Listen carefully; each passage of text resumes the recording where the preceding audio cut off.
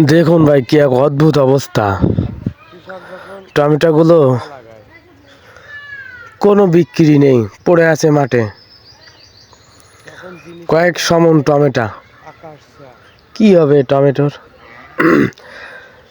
আমাদের দেশে যদি কৃষক টমেটো লাগায়, কৃষক ফসল চাষ করে, তো কৃষক মার খায়।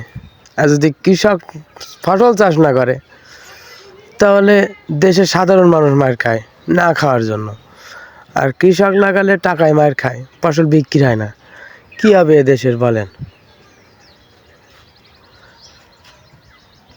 কী একটা অবস্থায় সমস্যার সমাধান কিভাবে হবে বলেন দেখি। এরকম এই যে টমেটো চাষি, এরকম টমেটো হাজার হাজার লক্ষ লক্ষ চাষি আছে যাদের টমেটো বিক্রি নেই। এরকম বহু জিনিস সিজনে আপনার গত অনেক ভাইরাল ভিডিও আছে, যারা ফুলকপি লাগাইছে তাদের ফুলকপি একটারও বিক্রি নেই। ওলকপি, ফুলকপি, পাতাকপি, কারোর কপি বিক্রি নেই।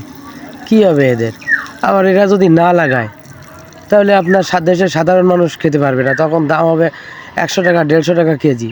তখন সাধারণ মানুষের বিপদ। এর সমস্যা কি কেউ সমাধান করতে পারবে? কি একটা অবস্থা দেখেন দিনই।